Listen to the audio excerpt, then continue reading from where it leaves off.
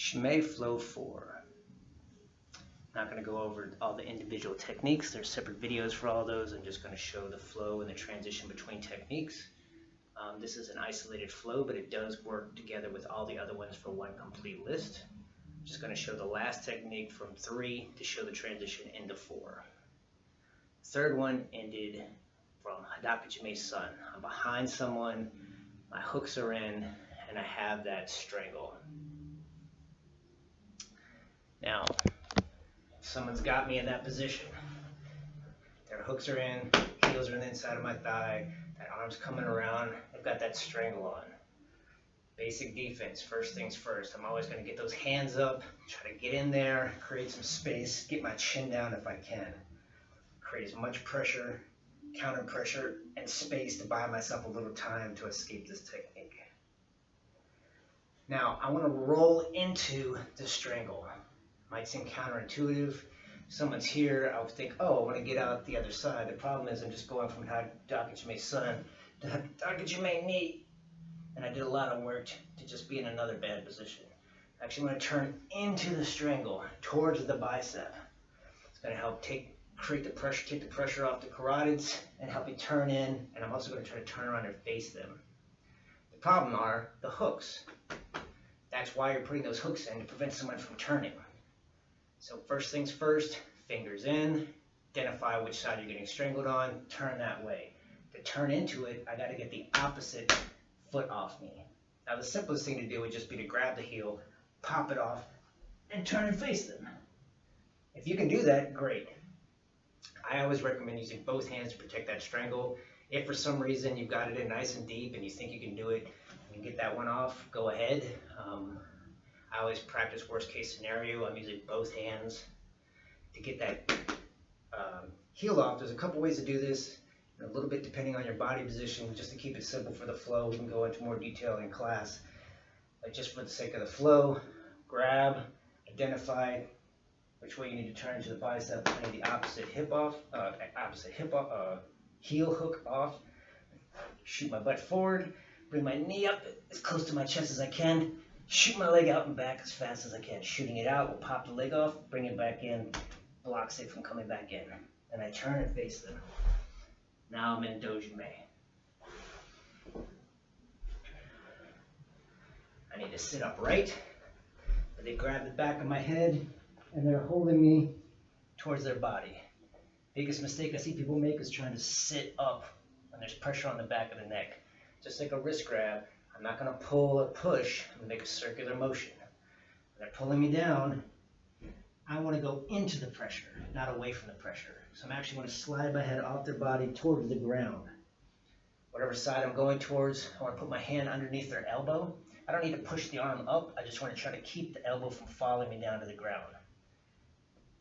Brace, put my head against their body, put my hand underneath their elbow, circular motion, and sit up. Now there's a bunch of different ways to get out of a closed guard, none of which are easy, a lot of struggle. I'm not going to go into all the details. Just for simplicity, for the flow, I'm going to give myself a good position, put my palms on their hips, put my elbows inside their thighs, pushing down into the floating ribs and into here to open up the legs. That's not always going to work. In fact, many times when you're fighting someone, that's not going to be enough. But again, I don't want to go into all the details. Just working on the flow itself. Push, pop them open. From here, I want to go to combat base. It's just lifting one leg up. I'm going to go across and pin the opposite thigh. You can go either direction. The problem being if you go to the near side, which is easier, that trailing leg will often get caught in a half guard before you actually pass all the way. The way to prevent that is to go diagonally across to the other side. And I'm just going to sit out over that leg, shoot my leg underneath, put my shin up on top, and take full mount. Putting my thumbs in, and shooting back for ashi karami. They're going to try to defend by pushing my head back. I'm going to thank them for giving me that arm, and I'm going to go right into tenada shime. Their defense, so they're going to want to sit up and try to get out of that technique. if I can get there early, I want to just kick over and sit them back down again.